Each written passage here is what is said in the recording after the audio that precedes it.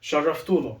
انتهت ملحمة المغرب وفرنسا بخروج المغرب من الدور نص النهائي بشرف. شرفتوا العرب، خليتونا بجد راسنا مرفوعة كعرب، علتوا طموحنا. كل تفكير منتخب او اي منتخب عربي، منتخب افريقي، انه يدخل كاس العالم، هدفه كاس العالم. علتوا طموحاتنا، غيرتوا فكرنا. شابو المغرب، شابو فوزي لقجع. فوزي لقجع اللي هو رئيس الاتحاد المغربي، بيقدر يخدم منتخبه وفرق بلده بالطريقة الصح او الغلط ايا كان. هو بيعرف يخدم ويعرف يشتغل على اللي منه. السلام عليكم ورحمة الله وبركاته. اهلا وسهلا بكم في برنامج دقيقة كورة. منذ قليل انتهت مباراة نص النهائي ما بين المغرب وفرنسا بخروج المغرب بهدفين مقابل لا شيء. بجد اداء رائع، ولكن المدربين دايما بيقولوا خلي بالك من اول 5 دقايق واخر 5 دقايق. وللاسف في الاثنين المغرب يعني اتلدعت في اول 5 دقايق واخر 5 دقايق. ما تيجي تتفرج على المنتخب المغربي، ادى اداء رجولي، ملحمه، اسود بجد. مهما تتكلم ومهما تقول مش هتقدر تدي الناس دي حقها، وده مش من فراغ. خلتني كمصري اغير على بلدي واقول ليه انا كمنتخب مصر ما اعملش ده؟ ليه انا؟ فين اتحاد الكوره؟ الناس اللي للاسف بتفكر في مصالحها الشخصيه. كل رئيس اتحاد كوره بيجي سنه سنتين ايا كان 4 10، كل تفكيره انا هاخد كام من الكرسي ده في مدتي؟ هقدر اعمل ايه؟ الم به شويه غله. مصالح بتتصالح ما بين اتحاد الكوره والانديه وبعضها. بجد المغرب خلتني اقول مفيش كوره عندي في مصر. ليه؟ لما تيجي تتفرج على المنتخب المصري، كام لاعب محترف عندك؟ محترف حقيقي محمد صلاح. مين تاني؟ مين تاني؟ احمد حسن كوكا، النني.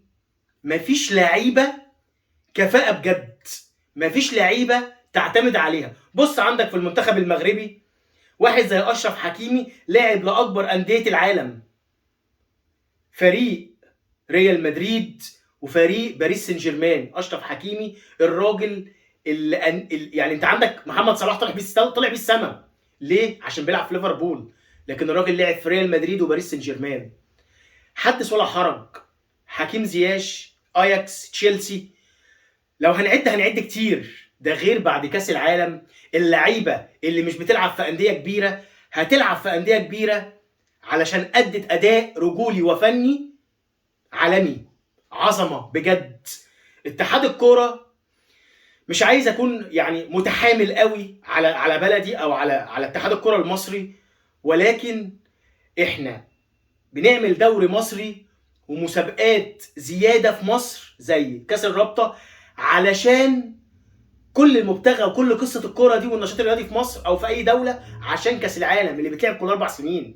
انك لما بتوصل كاس العالم بيبقى هو ده النجاح لاتحاد الكوره، ان بلدك وصلت كاس العالم في رئاستك في دورتك. لكن كام واحد جه وصلت كاس عالم؟ ولما بتوصل كاس عالم بتعمل ايه؟ بتوصل كاس عالم كل 30 سنه.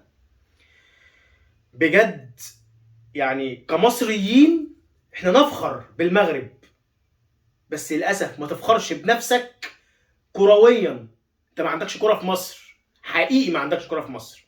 حيالله الاهلي بيطلع ياخد افريقيا، بيشرفك في كاس العالم للانديه مركز ثالث. كان الاهلاويه وبعض المصريين كانوا بيشجعوا الاهلي انه يوصل نهائي وبيطمعوا انه يوصل نهائي. حاله حال المغرب وجماهير المغرب النهارده اللي بتحزن انها ما وصلتش نهائي. يا اخي ده الجمهور كان بيعيط، الجمهور كان بيعيط انه ما وصلش نهائي برغم ان المفروض يحط راسه في السماء. حقيقي بنشكر المغرب على اللي عملته، وعلى اتحاد الكوره ووزير الشباب والرياضه انهم يشتغلوا اكتر، انهم يفكروا في منتخب مصر انه يوصل كاس العالم، ويبقى هدفه مش الاداء المشرف او التمثيل المشرف، لا، انك توصل لكاس العالم عشان تاخد كاس العالم. بجد عقليه منتاليتي المغرب النهارده بالجمهور بجد حاجه محترمه، حاجه محترمه انك بتبكي عشان ما وصلتش نهائي. لنا الله، حقيقي لنا الله. وبكده تكون انتهت حلقتنا، والسلام عليكم ورحمه الله وبركاته.